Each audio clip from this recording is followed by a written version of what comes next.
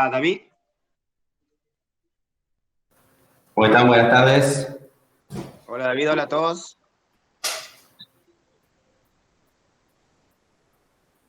Acá estoy. Genial, genial. Disculpen la tardanza, chicos, me había olvidado, le mandé el link de inscripción y no el link de enlace para entrar a David. Así es que, bueno, Nair ya te había presentado, amigo, así es que los chicos, bueno, están esperándote a que vos comencé nomás, así que, bueno, está todo bien. Gracias, chicos, a todos y, bueno, lo que Nair dijo es verdad, digamos que somos un grupo que venimos desde que éramos estudiantes, bueno, yo ya soy contador. Eh, Venimos haciendo actividades, proyectos y bueno, capacitaciones, siempre para ayudar y ayudarnos a todos, digamos, no solo a estudiantes, sino también a egresados. Yo estoy como candidato a consejero por el claustro egresado ahora y Nair en candidata para la parte estudiantil. Así que bueno, le quiero agradecer otra vez y bueno, te dejo, David, y muchas gracias de nuevo otra vez. Vale, muchísimas gracias. Así que bueno, para el día de hoy está previsto el procedimiento de verificación y fiscalización. La verdad que no sé si la mayoría de ustedes son alumnos o ya son profesionales. Entiendo que son la mayoría alumnos, creo, y que están cursando por lo menos la última materia o las últimas materias de la carrera de grado de contador público nacional. Así que me voy a concentrar más que nada teniendo en cuenta esa materia. Nosotros acá en Catamarca tenemos una materia que se llama Teoría y Técnica Impositiva 3, que lo llamamos Fiscal 3, en donde vemos el procedimiento tributario, la ley penal tributaria, la ley antievasión, la ley de procedimientos administrativos como última materia después de ver todos los impuestos. Nosotros acá en la provincia de Catamarca tenemos tres impuestos, impuestos 1, impuestos 2, impuestos 3, y esta materia, que es impuestos 3 o teoría técnica impositiva 3, es la materia que da final a toda la área impositiva. Y más que nada, esta materia es una materia pura y exclusivamente de derecho administrativo, derecho procedimiento. Es que nosotros tenemos que conocer muchísimo, no tanto la técnica de liquidación, sino el procedimiento. En esta materia, nosotros lo que tratamos de analizar es siempre qué pasa cuando el contribuyente no declara bien sus impuestos, o en este caso el asesor es el que declara los impuestos. ¿Cómo inicia? ¿Cuál es el rol del organismo recaudador? Ya sea Administración Federal de Ingresos Públicos o puede ser Administración General de Rentas o Dirección General de Rentas en el caso de la provincia de Jujuy. Yo voy a abordar una parte nada más y vuelvo a repetir, esta materia es muy linda, procedimiento tributario es una materia apasionante, es generalmente lo que el organismo recaudador, cuando tenemos inspecciones y fiscalizaciones, nosotros tenemos que conocer el procedimiento tributario. Así que yo voy a abordar una parte, me gustaría dar un curso completo de procedimiento tributario, de hecho yo doy un curso completo de procedimiento tributario para los alumnos acá de la Universidad Nacional de Catamarca, para alumnos de Lucasal, Siglo XXI y distintas universidades, donde analizamos todo el procedimiento tributario. Pero bueno, me voy a concentrar únicamente en lo que es el procedimiento de verificación y fiscalización. ¿Cómo comienza este procedimiento? Nosotros tenemos que recordar que las leyes, la ley de impuesto a la ganancia, la ley de impuesto al valor agregado, es decir, las distintas leyes tributarias establecen una hipótesis de incidencia.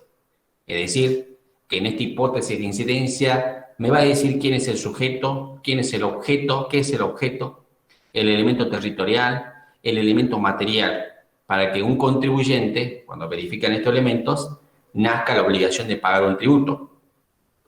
Entonces, cuando un sujeto, ya sea persona humana o persona jurídica, verifica en la realidad el hecho imponible, es decir, esta hipótesis de incidencia que antes estaba en potencia, que antes era hipotético, ahora pasa a ser real, factible, pasa del mundo hipotético al mundo fenoménico, se verifica, decimos, el hecho imponible.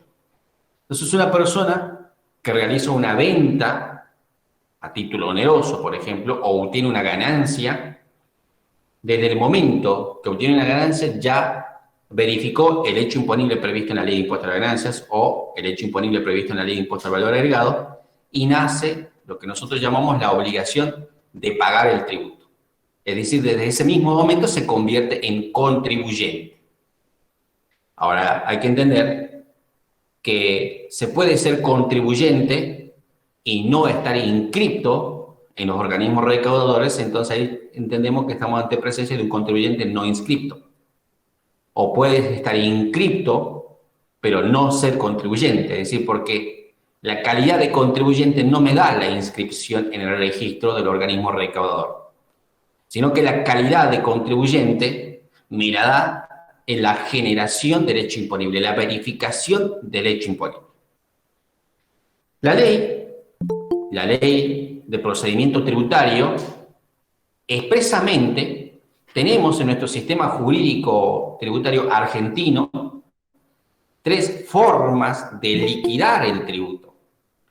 Una de las primeras formas es el que nosotros conocemos como la autodeterminación, en el sentido de que es el propio contribuyente el que tiene que liquidar su tributo. Tiene que analizar la normativa, cuantificar la base imponible, aplicar la alícuota y a ingresar el impuesto. Ese es el sistema de la autodeterminación, más conocido como cuando nosotros presentamos la declaración jurada. Luego tenemos el segundo sistema, que nosotros llamamos el sistema de la determinación mixta. Este segundo sistema es cuando nosotros como contribuyentes aportamos la documentación al organismo recaudador y es el organismo recaudador el que liquida el impuesto. ¿Cuál sería el ejemplo de estos dos sistemas que acabo de mencionar? El sistema de la autodeterminación o autoliquidación es, por ejemplo, los impuestos nacionales, impuesto a las ganancias, impuesto al valor agregado, y el sistema de la liquidación mixta o administrativa, que ustedes lo van a encontrar en el artículo número 11 de la Ley de Procedimientos Tributarios, la 11683, es, por ejemplo, en el ámbito provincial, el sistema de impuesto a los sellos o impuesto inmobiliario o automotor, donde nosotros llevamos la documentación y es el organismo recaudador el que liquida el tributo. Entonces ahí tenemos los dos sistemas, el de la determinación mixta o administrativa y el de la autodeterminación. Y entonces acá le hago esta introducción y acá vienen ya las facultades de verificación y fiscalización. Muchos nos preguntan, ¿cómo puede ser que si el contribuyente verifica el hecho imponible en la realidad, el legislador pone en cabeza de cada uno de nosotros como contribuyentes de liquidar el impuesto? Imagínense, yo hago una venta, obtengo una ganancia y no declaro, porque el legislador me dice que yo tengo que declarar el hecho imponible, porque yo estoy en mejor posición. Yo sé cuándo, cuánto, a qué tasa, qué, a quién vendí. Entonces el legislador me dice que yo me autodeclare el impuesto. ¿Pero qué pasa? Entonces nos dicen, ¿cómo puede ser que el legislador ponga en cabeza al contribuyente y el contribuyente puede mentir al momento de presentar su declaración jurada? Puede declarar menos hechos imponibles de lo que ha generado o inclusive no declarar el hecho imponible. Sin embargo, la ley de procedimientos tributarios pone como garante, como controlador, para controlar la recaudación al organismo recaudador, sabiendo el legislador que es el contribuyente el que tiene que autodeclararse el impuesto. La contrapartida es el organismo recaudador, que es el que se va a encargar de verificar y fiscalizar que el contribuyente declare todos los impuestos en tiempo y en forma. Es decir, declare en su justa medida. Y para ello, el organismo recaudador cuenta con una serie de herramientas. Nosotros llamamos de herramientas que le permiten conocer y llegar a la realidad de los hechos imponibles generados por el contribuyente.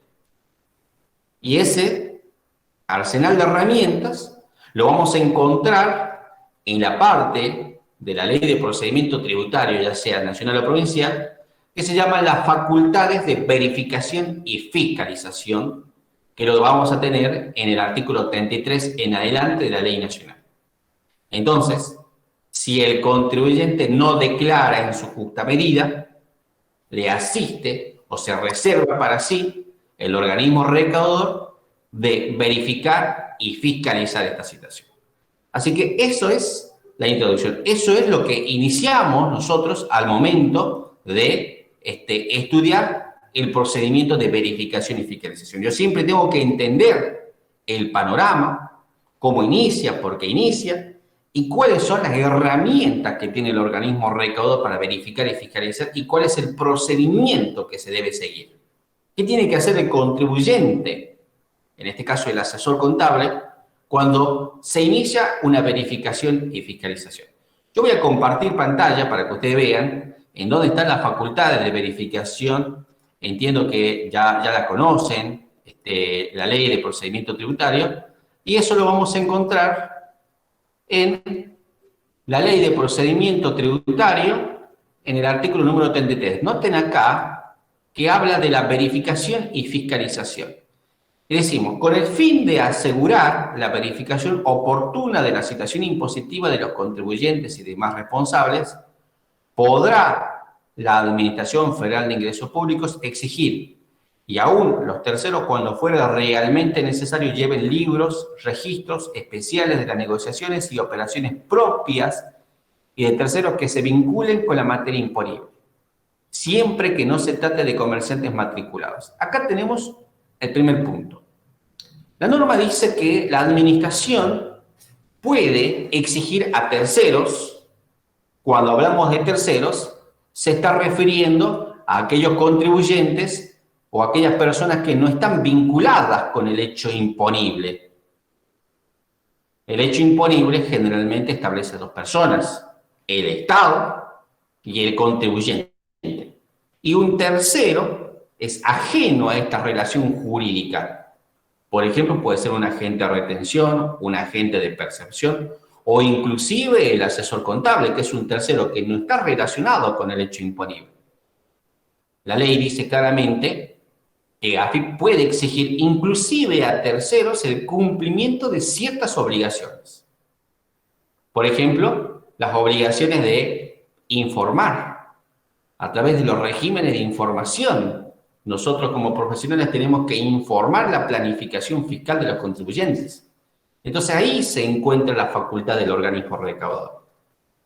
Y por otra parte, van a ver también que en la ley de procedimiento tributario dice que la administración tributaria puede fiscalizar en cualquier momento. Voy a mostrar de nuevo la ley. Esto es artículo 33. Luego en el artículo 35, que continúa con las facultades de verificación, me dice la Administración Federal de Ingresos Públicos tendrá amplios poderes para verificar en cualquier momento, inclusive periodos fiscales en curso. Esto es muy importante. ¿Por qué es importante este párrafo? Nosotros, cuando empezamos a explicar y desarrollar el procedimiento de verificación y fiscalización, algunos colegas nos consultan y nos preguntan, ¿puede el organismo recaudador verificar periodos prescriptos? ¿Puede el organismo recaudador iniciar un procedimiento de verificación del año 2010? Sabemos que en el artículo 56, 57 y 58, donde empieza el Instituto de la Prescripción, nos dice que el organismo recaudador tiene 5 años para determinar. Pasados los 5 años, prescriben las facultades de verificación o prescriben las facultades de determinación de oficio. Sin embargo, un colega dice que recibió una orden de intervención donde el organismo recaudador quiere verificar y fiscalizar periodo 2014, por ejemplo. Se viene la pregunta, ¿puede el organismo recaudador verificar y fiscalizar periodos prescriptos? La respuesta está clara, surge del artículo 35, donde me dice que el organismo recaudador puede verificar y fiscalizar en cualquier momento. Lo que prescribe en el artículo 56, 57, 58 y siguientes no son las facultades de verificación y fiscalización. Lo que prescribe es la facultad para exigir el pago del impuesto. no las facultades de verificación y fiscalización. Eso es un tema muy importante entender en la parte práctica y también es importante entender en un hipotético examen. Son preguntas que nosotros sí o sí las tenemos que conocer. Entonces, eso lo principal. Ahora vamos a ver la parte práctica, cómo opera, cómo inicia, eso es lo que nos interesa a nosotros. Como le dije, es un tema hermoso esta materia. Dado el tiempo, no me puedo desplayar como quisiera, porque en realidad únicamente para analizar el procedimiento de verificación y fiscalización, por lo menos se tiene que tomar 4 clases de 2 horas reloj para entender todo el procedimiento de verificación y fiscalización, que de a partir de ahí inicia todo el procedimiento de la ley 11.623. Pero vamos a tratar de explicar los aspectos principales de la ley. Estos son las facultades. Como verán, en el artículo 35 tiene una cantidad importante de facultades: citar al contribuyente, inspeccionar libros, requerir documentación, es decir, cuál es la herramienta que tiene el fisco. Nosotros nos vamos a concentrar no en la herramienta, sino en el procedimiento del organismo recaudador. El procedimiento, cómo inicia el procedimiento de verificación y fiscalización, lo vamos a encontrar en el artículo 36, punto número 1 de la Ley de Procedimiento Tributario. Ese artículo fue incorporado en el año 2017 a través de la Ley 27.430, donde incorpora lo que se llama la orden de intervención. Si ustedes quisieran ver más en detalle este tema, yo ya di años anteriores del mismo curso, inclusive está subido al portal de YouTube para que ustedes lo vean, y son 2 clases de este tema que puse en el Consejo de Ciencias Económicas de acá de la provincia de Catamarca, para que ustedes vean también si quieren ampliar, ¿sí? Pero no obstante, reitero, esto va a ser la parte práctica solamente del procedimiento. Dice el artículo 36, punto número 1. Este es un instituto que, reitero, fue incorporado en 2017 con entrada en vigencia de a partir del ejercicio 2018. Dice orden de intervención. Inmediatamente nos preguntamos, cuando analizamos la normativa, ¿qué es una orden de intervención? Vamos a hacer el análisis. ¿Qué es la orden de intervención? La misma palabra, ya el título me dice algo. Intervenir. ¿Qué es una intervención? Nosotros sabemos que tenemos derechos que están legalmente establecidos en la Constitución. Por ejemplo, el derecho a la propiedad privada. Ahora, cuando una empresa tiene un negocio, también es un derecho que está previsto en la Constitución, ejercer lícitamente la industria, la profesión. Ahora, cuando el organismo recaudador desea cobrar, investigar qué es lo que hace el contribuyente a los efectos de pagar el impuesto, necesariamente se va a inmiscuir en la actividad privada del contribuyente. Entonces, para ello, tiene que tener una orden de intervención que implica no otra cosa que penetrar en la esfera privada de los negocios del contribuyente para entender cuál es la situación, qué es lo que está haciendo el contribuyente, si tiene o no tiene la obligación de pagar un impuesto. Entonces se tiene que emitir una orden de intervención. Esta orden de intervención es un acto preparatorio, no es un acto administrativo, es un acto preparatorio que firma el encargado de la administración tributaria de llevar adelante una fiscalización. Si vemos este artículo, es nuevo e importante, este artículo, si bien ya venía aplicando el organismo recaudador, pero ahora está incorporado en la ley. Esto estaba antes en una instrucción. Dice este artículo, orden de intervención, es decir, intervenir en la esfera privada del negocio del contribuyente. Dice, a los efectos de verificar y fiscalizar la situación fiscal de los contribuyentes y responsables, recuerden ustedes que anteriormente dije que es el contribuyente el que debería de declarar cuál es el hecho imponible que ha generado y cuánto es el hecho imponible, pero puede suceder que no lo declara.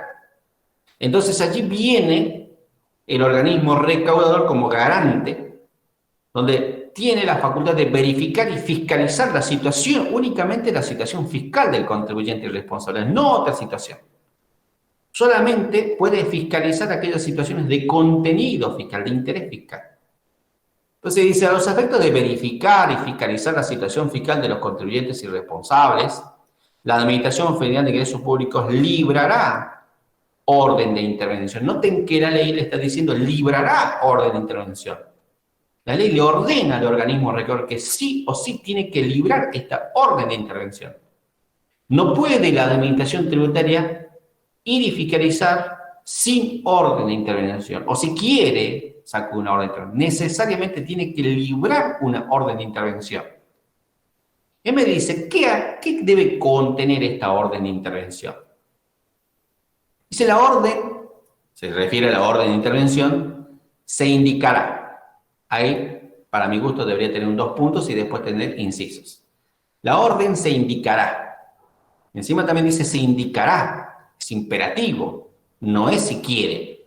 Indicará la fecha en que se dispone la medida. Esto es importante. ¿Cuándo fue firmada la orden de intervención?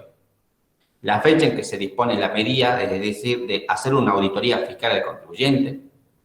Los funcionarios encargados del cometido tienen que ser claros quiénes son las personas que van a fiscalizar. No sé si sabían, yo trabajé, y de hecho también he trabajado en organismos recaudadores, en una administración tributaria municipal y en la administración tributaria provincial, en donde siempre se tiene que especificar quiénes son los encargados de llevar adelante esta auditoría fiscal. No ha pasado casos en donde nosotros firmamos que 3 contadores van a llevar adelante la fiscalización y de repente dice, bueno, acompáñame vos, veamos 5, así vamos a fiscalizar, terminamos rápido la tarea. La orden de intervención, es decir, para que penetre en la esfera del negocio únicamente está autorizada para 3 personas, no para 5 personas. Entonces allí tenemos un problema. Cuando el contribuyente recibe una orden de intervención en el domicilio, sepan ustedes que como asesores tienen que controlar y velar por los derechos de sus clientes, es decir, de los contribuyentes, de la administración. Llega una orden de intervención y ahí tienen que leer qué dice la orden de intervención, qué impuestos me va a fiscalizar, qué periodo me va a fiscalizar y sobre todo quién me va a fiscalizar.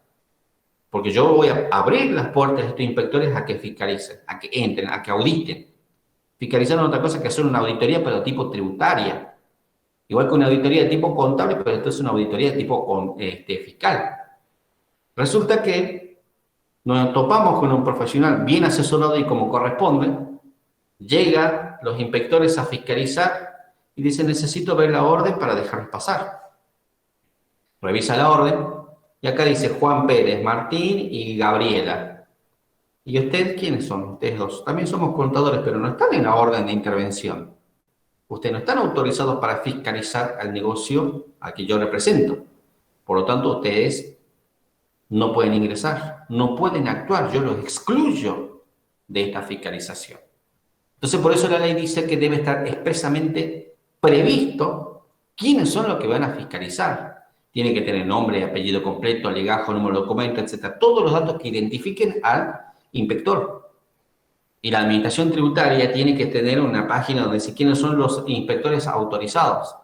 De hecho, nosotros cuando vamos a una fiscalización, independientemente que en una provincia casi todos nos conocemos, los auditores, algunas veces vienen auditores de otra provincia a fiscalizar, nosotros les pedimos la credencial, los datos, verificamos en la página de AFIP y recién les permitimos que lleven adelante la auditoría. Si viene el auditor del lado de la administración, como que se siente molesto ante esta situación, pero es mi derecho verificar si el que me está auditando es una persona realmente autorizada por el organismo recaudador. Entonces, desde el momento ese, yo ya tengo que velar por los derechos de mi cliente. Y del otro lado, la administración tiene que actuar con buena fe. Debe ser clara en su tarea para evitar después, a la larga, futuras impugnaciones. Entonces, volviendo a lo que dice la ley, parecería, cuando uno lee la ley, parecería leerlo rápidamente, pero en realidad hay que entenderlo detenidamente. Dice, se librará orden de intervención. En la orden se indicará la fecha en que se dispone la medida, los funcionarios encargados del cometido, los datos del fiscalizado. Cuando hablamos de los datos del fiscalizado, sabemos que siempre es nombre y apellido, clave única de identificación tributaria y el domicilio fiscal. Dice, y esta es la parte importante, y los impuestos y periodos comprendidos en la fiscalización.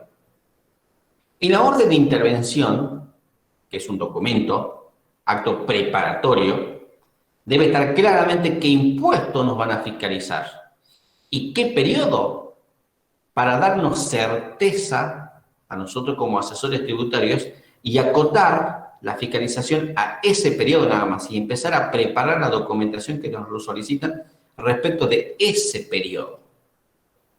Yo siempre les comento a los contribuyentes, porque nosotros también damos asesoramiento a empresas, a administrativos de empresas, damos capacitaciones, y siempre les decimos, cuando ustedes, futuros profesionales, o si hay profesionales, saben que les llega una orden de intervención, que no es otra cosa que un formulario donde les dice qué impuestos les van a fiscalizar, así todos los requisitos que establece el 36.1.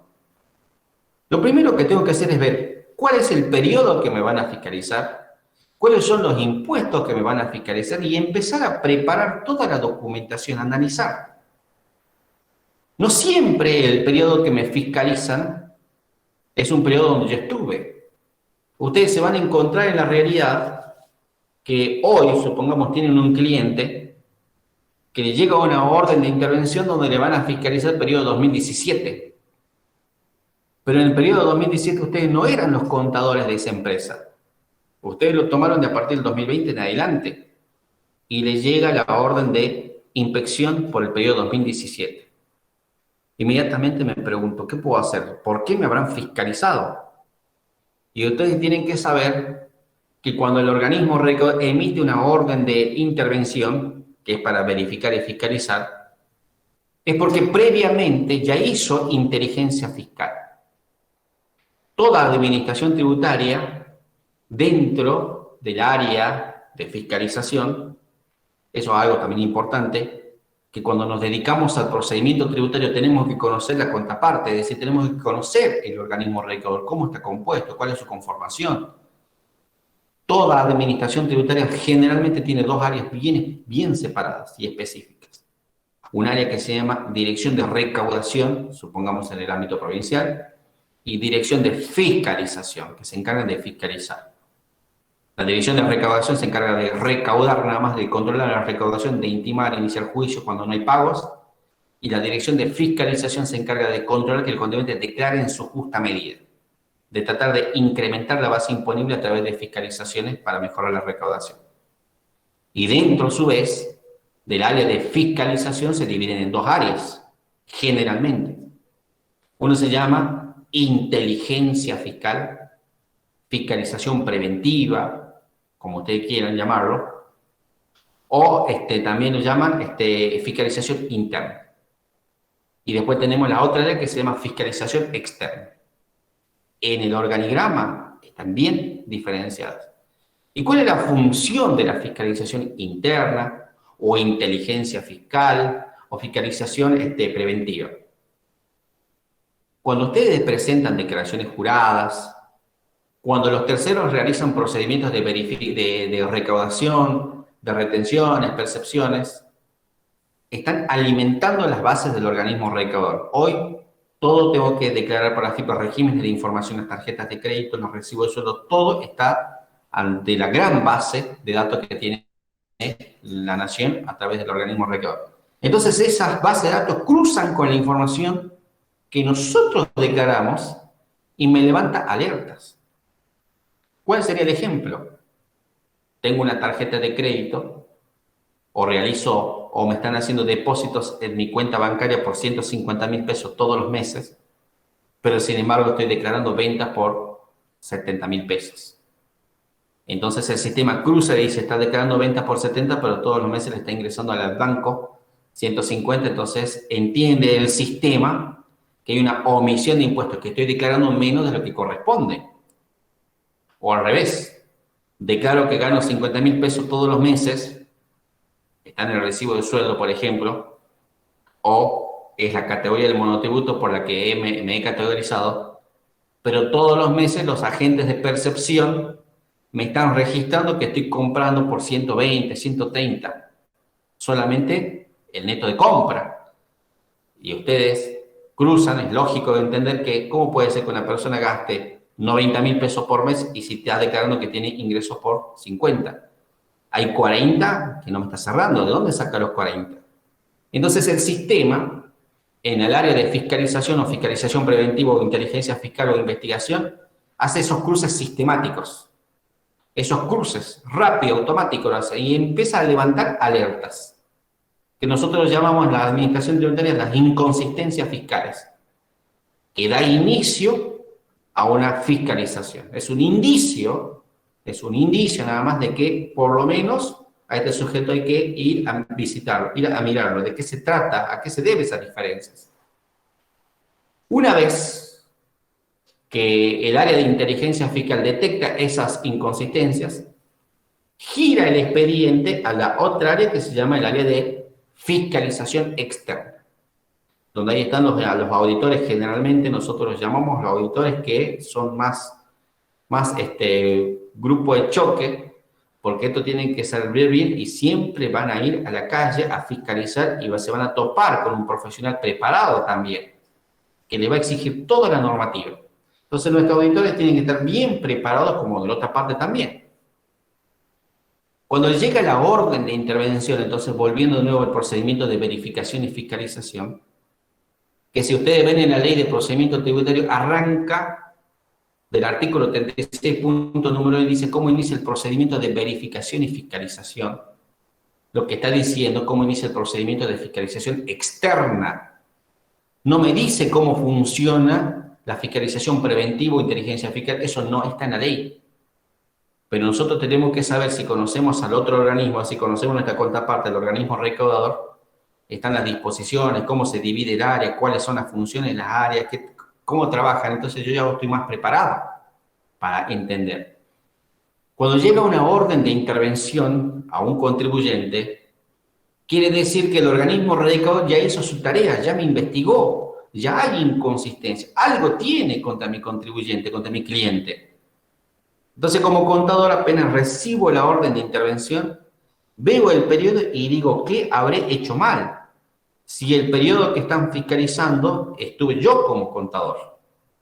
Algo debe ser que no declaré bien, por eso me están fiscalizando. Hay alguna inconsistencia. Entonces, en el mismo momento que me llega esta orden de intervención, me pongo a analizar ese periodo. Quizás, si es IVA 2017, de enero a diciembre, quizás me computé un crédito que no corresponde, no cargué una venta, etcétera. Tomé mal el crédito cuando en realidad era el 10,5, era el 21 y no era el 10,5, etcétera, etcétera. Entonces yo tengo que desde el mismo momento empezar a volver a auditar, si es que soy el contador. Y acá les quiero comentar algo que es de pura y exclusivamente práctica. No todas las veces las fiscalizaciones que nos hacen es por un periodo que nosotros fuimos los profesionales que asesoramos al cliente. Hay veces que la fiscalización corresponde a un periodo 2016, 2017, 2018, donde nosotros no estábamos.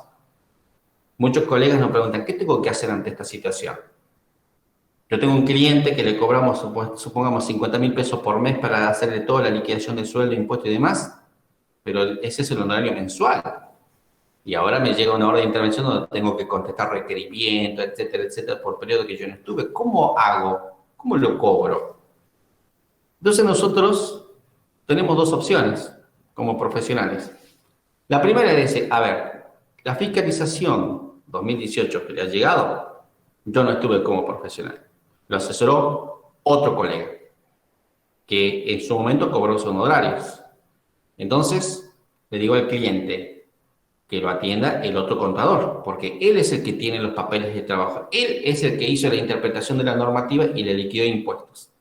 Si hay algo que se habrá equivocado o habrá interpretado distinto, el profesional que actuó en su momento se debería hacer cargo.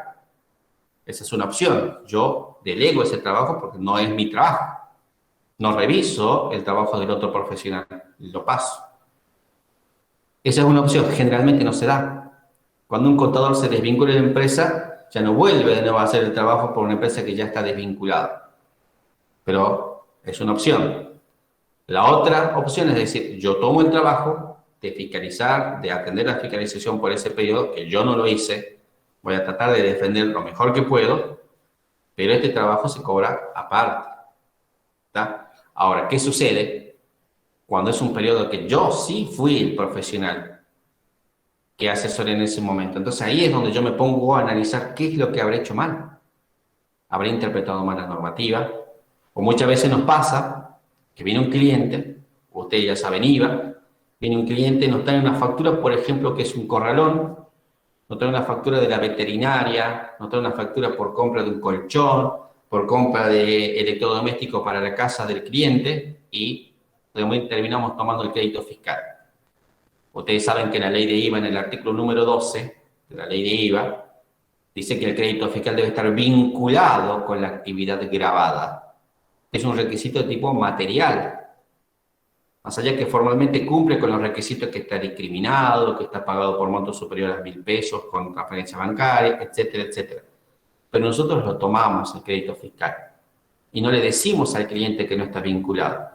Y después cuando me fiscalizan ese periodo, me quieren impugnar ese crédito fiscal, yo me tengo que hacer cargo como profesional por no haber brindado un correcto asesoramiento.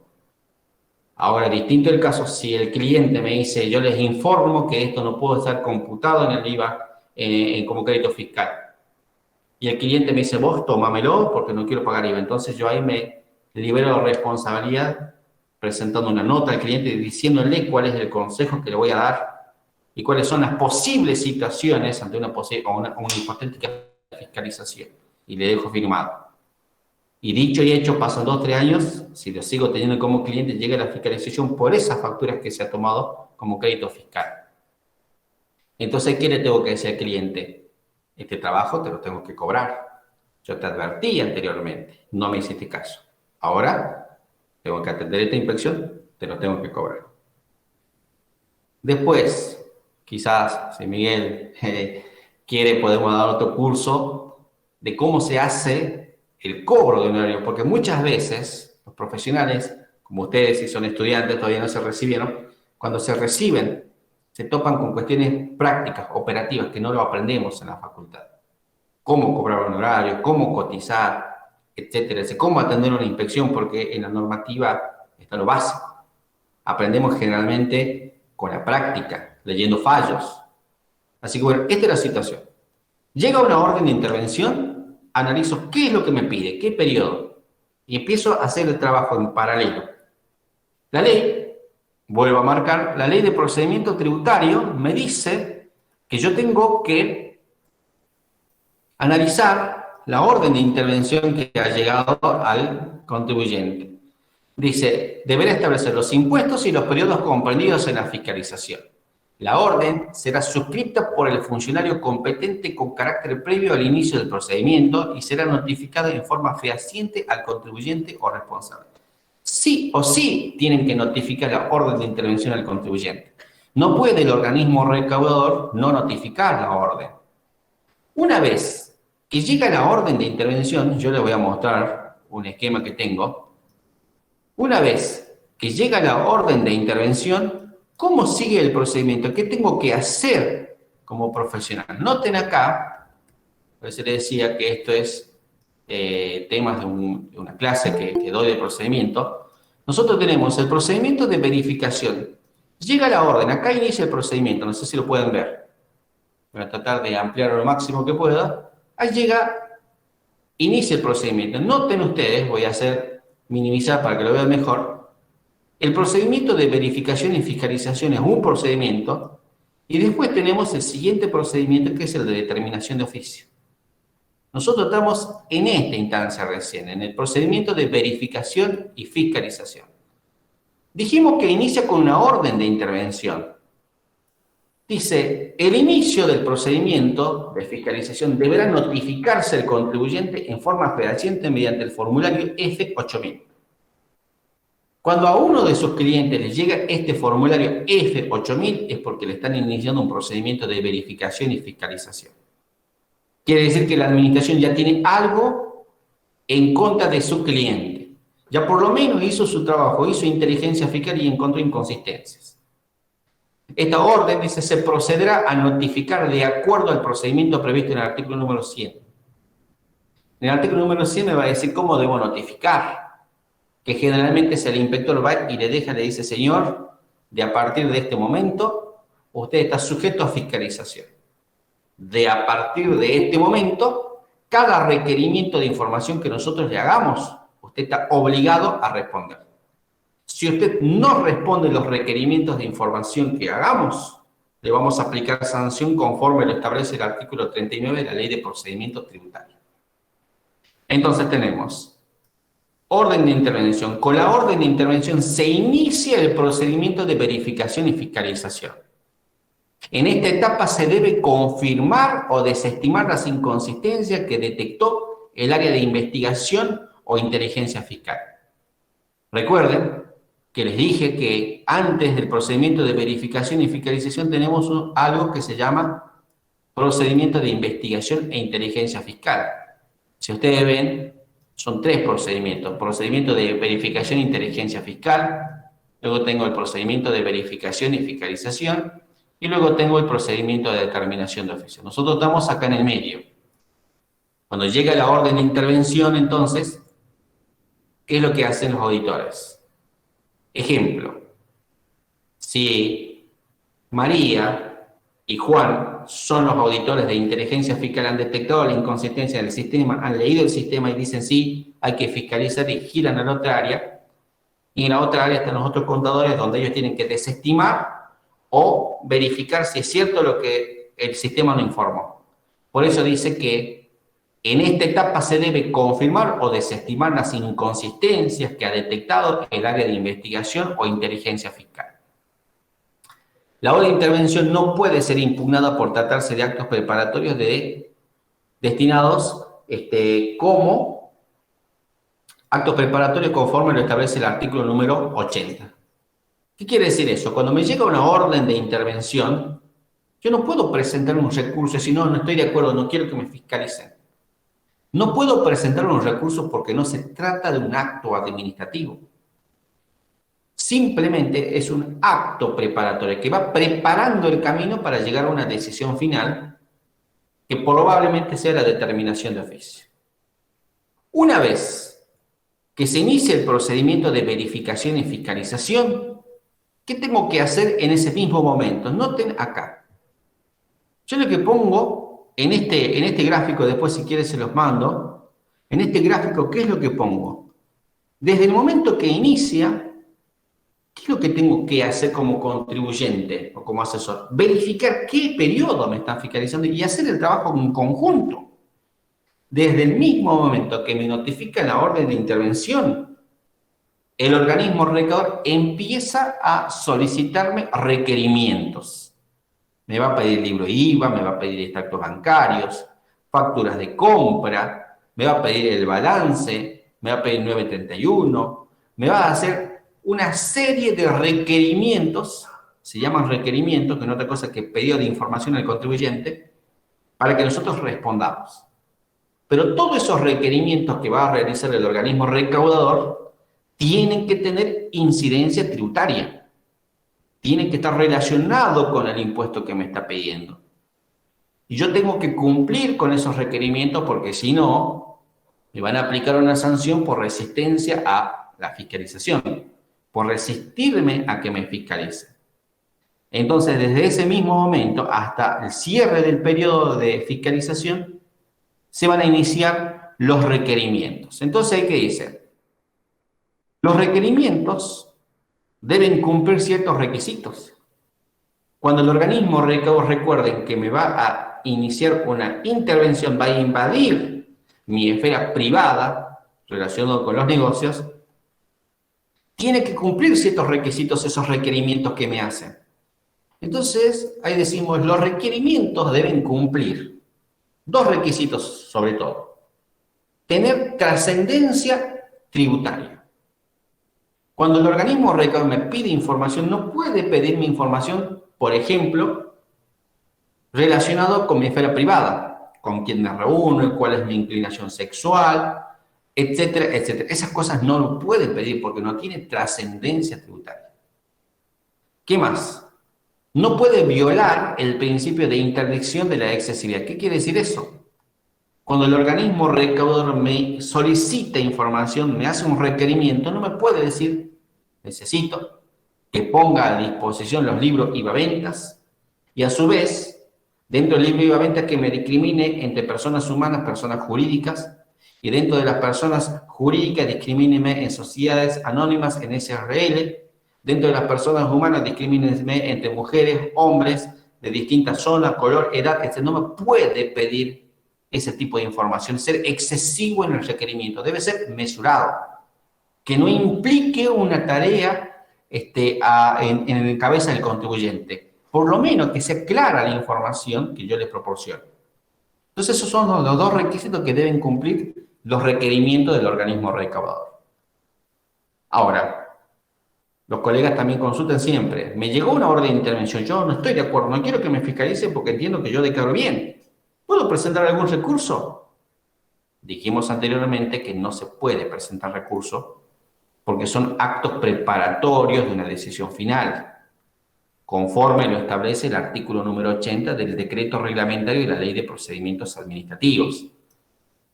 Y también nos consultan, me llegó un requerimiento y me piden el 931, me piden el balance, pero yo no quiero presentar el balance, así que voy a presentar una impugnación a este requerimiento o un recurso, y le caben las mismas apreciaciones que el punto anterior. No son objetos de recursos, son actos preparatorios de una decisión final. Si bien el contribuyente puede presentar un recurso, la administración lo va a recepcionar, o puede presentar una impugnación a estos requerimientos, la administración lo va a recepcionar, lo va a tomar, no lo va a resolver, no lo va a tratar, pero sí lo va a recepcionar. Después, al finalizar el procedimiento, recién lo va a resolver a las impugnaciones que hace el contribuyente. ¿Qué quiero decir con esto?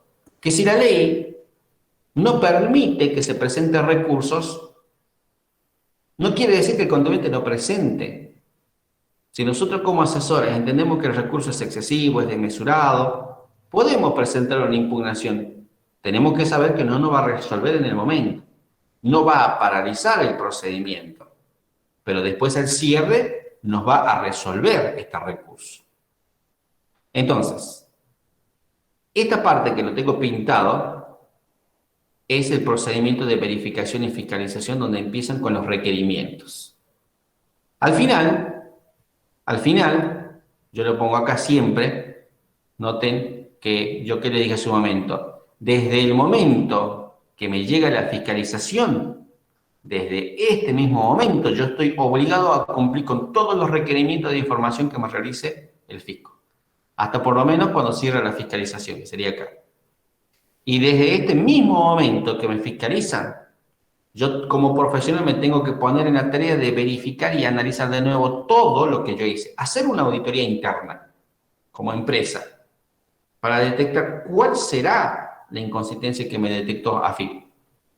De tal manera, noten acá, al cierre del ejercicio o al cierre de la fiscalización, AFIP me va a decir, señor contribuyente, usted omitió impuesto al valor agregado porque se computó un crédito fiscal que no es tal. Se computó el crédito fiscal por la compra de un colchón, se computó el crédito fiscal por atención veterinaria, cuando su actividad es un corralón. Ese crédito fiscal no está vinculado con la actividad grabada. Por lo tanto, impugno ese crédito fiscal, solicito que rectifique la declaración jurada en más y pague la diferencia. Me invitan en realidad a que rectifique la declaración jurada. Y muchas veces nuestros colegas nos preguntan, che, ¿qué tengo que hacer? ¿Rectifico o no rectifico? No sé qué hacer.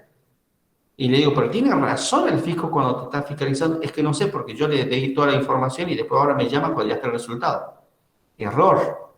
Tendrías que haber hecho también el trabajo concomitante para el momento que ellos arriban los resultados, vos también tengas un resultado y ahí decidís si tiene razón o no tiene razón.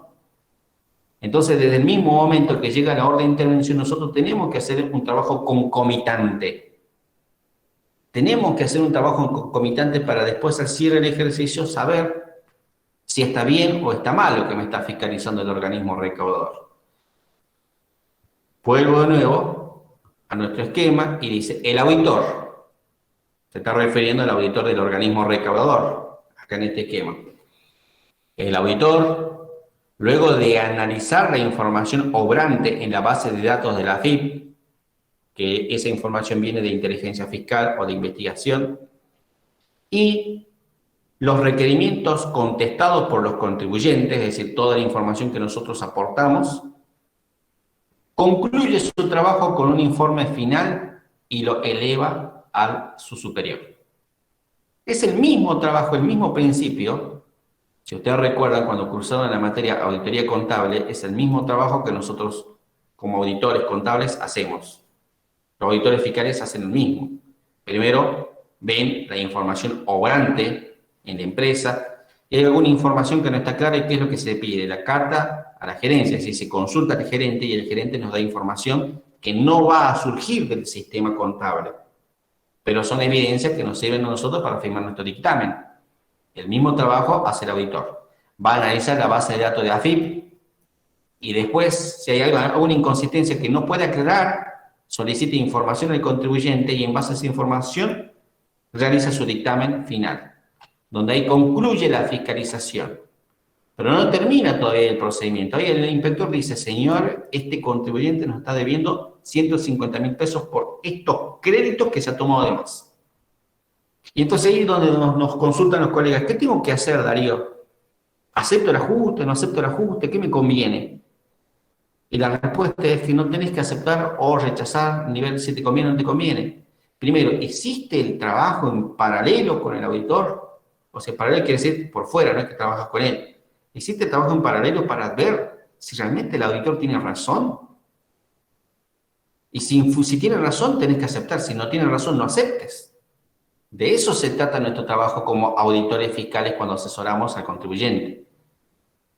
Entonces, llega el cierre de la inspección y en el cierre de la inspección el auditor nos invita, primero nos notifica.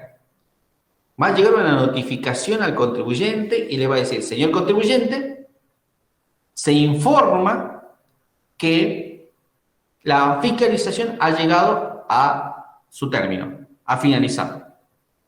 Ponemos a disposición de usted la conclusión de esta fiscalización, en donde puede ser con ajuste, sin ajuste o saldo a favor.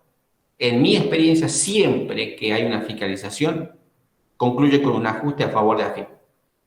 Porque AFIP no va a iniciar una fiscalización si antes no hizo la tarea, no ha detectado inconsistencias, porque no va a gastar recursos humanos para después no recaudar nada. Generalmente, siempre que inicia una fiscalización es porque algo del contribuyente no está bien. Entonces llega, esa es mi experiencia, puede ser que en algunos casos no. De hecho, tenemos casos donde no hubo y discutimos. Entonces, se notifica en los términos del artículo 100 del contribuyente sobre el ajuste fiscal.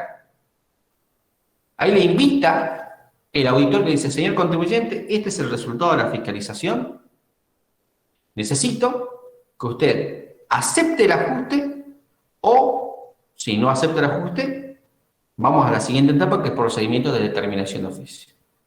Tiene un plazo de 10 días para aceptar o no aceptar. Nosotros lo invitamos nada más a que acepte. Si usted no acepta el ajuste, vamos a la siguiente etapa.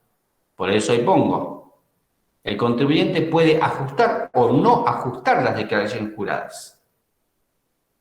Y entonces ahí surge las distintas hipótesis. ¿Qué puede suceder si me presentan un ajuste fiscal? Suceden dos cuestiones para empezar. La primera, ¿cuál es?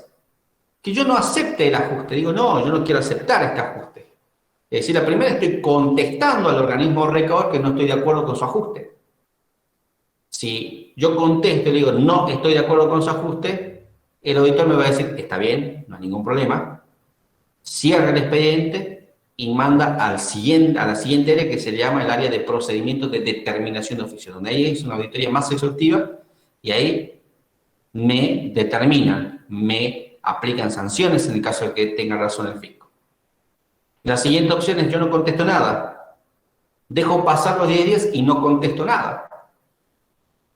El organismo recaudador entiende que no quiero ajustar y también me gira el expediente a la siguiente área, que es el área de determinación de oficio.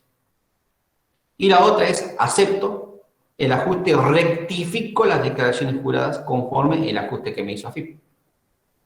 Muchas veces, en nuestra experiencia, algunos colegas van y rectifican el ajuste. Rectifican a favor del organismo recaudador, tal como se lo manda el organismo recaudador. Y después cuando vemos el expediente, ¿por qué rectificó? No le asistía razón al contribuyente. Era defendible la posición del contribuyente. Digo, no le asistía razón al fisco, era defendible la posición del contribuyente. No en el 100%, pero por lo menos se podría haber bajado el impuesto que estaban requiriendo. Se podría haber demostrado. Entonces, eso es lo que nosotros tenemos que conocer. ¿Cómo es el procedimiento? ¿Cuáles son nuestras herramientas para verificar y fiscalizar? ¿Y cuáles son los plazos? Obviamente, como dije de entrada, cuando nosotros analizamos lo que es el procedimiento tributario, cuando ya estamos en esa última materia, nosotros, o por lo menos yo cuando enseño a los chicos de procedimiento tributario, siempre les digo, se presume sin admitir prueba en contrario, que si ustedes ya están en procedimiento tributario, ya pasaron por impuestos 1 y impuestos 2. Ya conocen todos los impuestos. Ya conocen todos los impuestos. Acá ya estamos hablando ya de procedimiento. Entonces, cuando uno hace procedimiento tributario, tiene que saber a la perfección todos los impuestos. Yo no puedo ir en una etapa de verificación y fiscalización donde el fisco me impugna una factura que me tomé un crédito fiscal por la compra de un colchón, una PlayStation, cuando la activé en un corralón, y decir, ¿por qué me está impugnando este crédito fiscal si la factura es una factura A, está discriminada y está el 21%? Está correctamente tomado el crédito fiscal. Y ahí se nota que le faltó leer un poquito el artículo número 12 de la ley de IVA, donde dice que el crédito fiscal tiene que estar vinculado con la actividad gravada para que dé derecho al cómputo del crédito fiscal. Por eso, cuando hacemos procedimiento tributario, tengo que conocer bien la normativa, porque la ley de procedimiento es solamente procedimiento, pero todo el tiempo está fiscalizando si declaré bien ganancia, declaré bien IVA. Por ejemplo, en ganancia, me computé deducciones como gastos, cuando en realidad no son gastos necesarios para mantener y conservar la fuente gravada. Sin embargo, me los tomé como deducción. ¿Me explico? Entonces ahí ya tengo que conocer impuesto a las ganancias. Ese es el procedimiento de verificación y fiscalización. Es mucho más amplio. Yo solo puse pantallazo nada más. No sé si alguien quiere hacer una pregunta, quiere hacer una consulta. Estoy para responder respecto a este tema. No sé si ya vieron esta materia. Si quieren que amplíe algún punto, los escucho. No sé si está Miguel, no sé si hay algo en el chat para que alguien lo vaya leyendo. Y me comentan. Se pueden activar los micrófonos y pueden hacer alguna consulta, o si no, yo les dejé la clase anterior, cuál es el número de teléfono, cuál es el correo para que me hagan consultas ya de tipo profesional, no tengo ningún inconveniente, yo respondo a las consultas de tipo profesional y también respondo a las consultas de los alumnos. Entiendo que hay algunos alumnos que están cursando esta materia, que necesitan algún material o alguna orientación, también respondo a los alumnos. Así que esto es, así rápidamente y escuetamente, lo que es el procedimiento tributario. Como verán, es mucho de la parte del procedimiento va a tocar requerimientos, va a tocar cómo es el accionar del contribuyente, cómo hago para cobrar honorarios.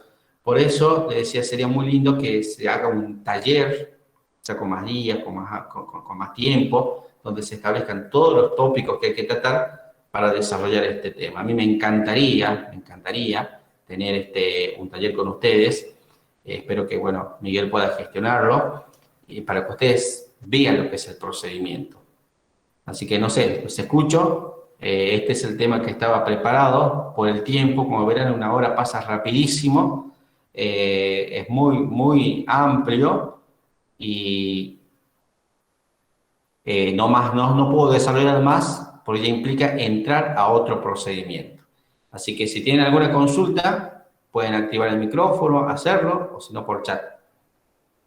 Ahí está Miguel.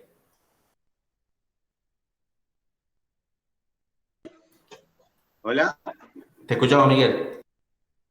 No, justo te estaba escuchando que si hay preguntas, chicos, aprovechen a David ahora. Y si no, bueno, quería agradecerle otra vez más. Yo no sé, Miguel, si los chicos que están, y agradezco que se mantengan, son la mayoría profesionales o son estudiantes. Como le dije, yo estoy abierto a todo tipo de consultas de profesionales, de estudiantes.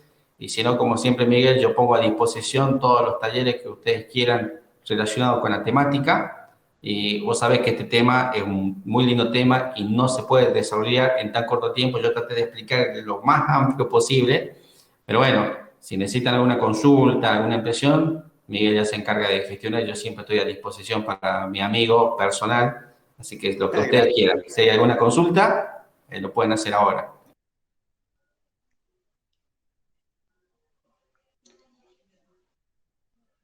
¿Hay Buenas consultas? noches, contador. Hola, buenas Hola, Vi. noches. Hola, buenas noches. Quisiera hacerle una pregunta. Con respecto, ¿sabe? Ha sucedido un caso en el cual a una contribuyente le cayó la inspección de la municipalidad provincial, decía. Pero me llamó la atención porque, bueno, esta contribuyente tiene quien le lleve, digamos, sus papeles, pero me lo comentó. Y le dijeron que se tenía que inscribir al monotributo social. Ella tiene un mini mercadito. Y me parecía, digamos, algo incoherente que se inscriba teniendo, digamos, pollería, despensa, digamos, varias actividades y que le exijan que se inscriba como monotributista social. Estuve chequeando, digamos, el organismo porque la verdad que me llamó la atención y es el que está ahí bajo la viña. No sé exactamente cuál es, no me acuerdo el nombre ahora. Pero bueno, el inspector le hizo, digamos, un acta diciéndole que en 15 días ella tenía que responder a eso. Y ella, bueno, asustada, se inscribió como monotributista social. Y bueno, fue admitida, digamos, pero yo pienso que está mal, digamos. No sé si se debe proceder de esa manera o no. Bueno, acá respecto al monotributo social es un régimen nacional. Ahora, lo que me llama la atención que me dice que es un inspector municipal que solicita que se inscriba el monotributo social, cuando en realidad el monotributo social es una figura nacional que no tiene nada que ver con la figura municipal. Lo que cobra la municipalidad generalmente se llama lo que es habilitación comercial. Para habilitarte el comercio, ellos te cobran una tasa que se llama habilitación comercial, por lo menos acá no sé cómo se llama en Jujuy, donde te hacen la inspección, la salida de emergencia, si tienes matafuegos, si tienes baño, etcétera, y te habilitan para recién abrir las puertas a atención al público. Y después de la habilitación comercial viene el otro tributo que nosotros acá lo llamamos la tasa de seguridad e higiene, que todos los meses te cobra, pero por el servicio que presta la municipalidad. Nosotros tenemos que saber que para que el Estado municipal tenga derecho a cobrar una tasa, el Estado municipal tiene que prestar un servicio. El hecho imponible en las tasas es totalmente distinto al hecho imponible en impuestos. En el impuesto yo genero el hecho imponible y yo tengo que pagar un tributo independientemente de que el Estado Nacional me provea de un servicio. En cambio, en el ámbito municipal, primero el Estado municipal me tiene que proveer un servicio para recién yo tener derecho a pagar una tasa municipal. Ahora, si me está diciendo que le está exigiendo que se inscriba al monotributo social y la señora se inscribió, yo no entiendo cuál es el accionar o cuál fue la finalidad de este inspector, porque en realidad debería haber solicitado que se inscriba o que se dé de alta, por ejemplo, en inspección municipal y en la tasa de seguridad e higiene o contribución municipal, no sé cómo se llama, porque esa es la facultad y la potestad que tiene el inspector. Eso me llama la atención. En principio, desde mi punto de vista, no está bien el proceder del inspector. Yo fui director general de renta de la municipalidad de acá de Capital y nosotros únicamente cuidamos nuestra recaudación que que tenemos como obligación de recaudar tasas municipales. No me interesa si está inscripto o no está inscripto en el ámbito nacional o municipal o provincial. Nosotros nos interesaba que nos tribute a nosotros. Más allá de que para estar inscripto en la municipalidad también tiene que estar inscripto, ya sea en un monotributo o un régimen general. Ahora, si me dice que se inscribe en el monotributo social, y tiene una pollería, yo me parece que no encuadra en el monotributo social, sino que en el monotributo general sería, porque el monotributo social generalmente no requiere, o un requisito es que no tenga un local, que sea para artesanos, que sea para vendedores ambulantes, pero no para alguien que tenga un local. Así que eso me llama la atención, al igual que usted. Bueno, Genial, muchas gracias, gracias. contador. Sí, la verdad que eso quedó mucha intriga, digamos, y bueno, por eso quería consultarle, digamos, su opinión. Muchas gracias por la información. Gracias, David. Gracias, chicos, a todos por participar Sí. en todas las jornadas que hicimos. Bueno, y Jessica creo que quiere hablar. Sí, contador, buenas noches. ¿No podría compartir el Excel que presentó? Tengo toda una carpeta, yo se les voy a pasar el enlace de la carpeta para que entren a ver, yo les voy a mostrar. Es una carpeta donde está todo lo relacionado con procedimientos, no sé si hay procedimiento, ahí tengo los casos prácticos, los esquemas, a ver, no sé si estoy mostrando, creo que no estoy compartiendo en la pantalla, pero yo les voy a pasar el link de esta carpeta, nosotros lo llamamos Fiscal 3, donde ahí tengo todos los casos prácticos, tengo los esquemas, la jurisprudencia, la legislación, los libros, es decir, todo el material relacionado con esta materia. Por eso le digo, para que ustedes tengan el material a disposición, les voy a dejar el link de la carpeta, les voy a dejar también el link de los videos que ya di anteriormente de procedimientos de verificación y fiscalización, y también los correos para que ustedes hagan consulta en cualquier momento, ya sea consultas profesionales o consultas de los estudiantes. Genial, Muchas David, gracias, muchas contador. gracias. Muchas gracias. Gracias, chicos, a todos. Y bueno, otra vez gracias a todos por participar. Gracias, David. Y pronto, bueno, vamos a seguir haciendo talleres de esto. La semana que viene, David, estamos en elecciones en la facultad. Así que, bueno, chicos, les esperamos que nos puedan apoyar a los contadores y egresados, licenciados también que están ahí. Les pido su apoyo a la voz estudiantil y a la voz profesional. ¿Sí? Sin más que, bueno, eso nomás. Y bueno, nosotros siempre vamos a... Espero, Miguel, que te vaya muy bien, porque sé que sos un apasionado de la profesión y que siempre estás colaborando con los profesionales, y eso es destacable porque uno ocupa el tiempo y ayuda a los profesionales. La verdad que hay que tener vocación para llevar adelante esa tarea y ojalá les vaya muy bien, y desde acá todo mi apoyo. Genial. Gracias, David. Gracias, chicos, y buen fin de, ¿sí? Cuídense. Chao, saludos.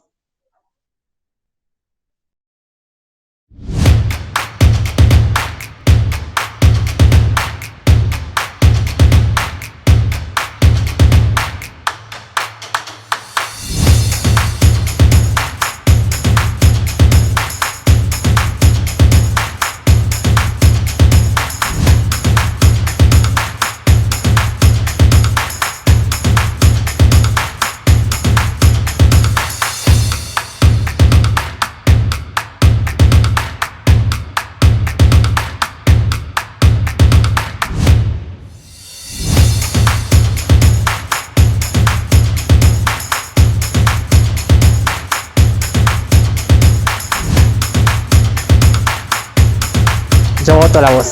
Yo voto a la voz. Yo voto a la voz. Yo también voto a la voz. Nosotras votamos a la voz.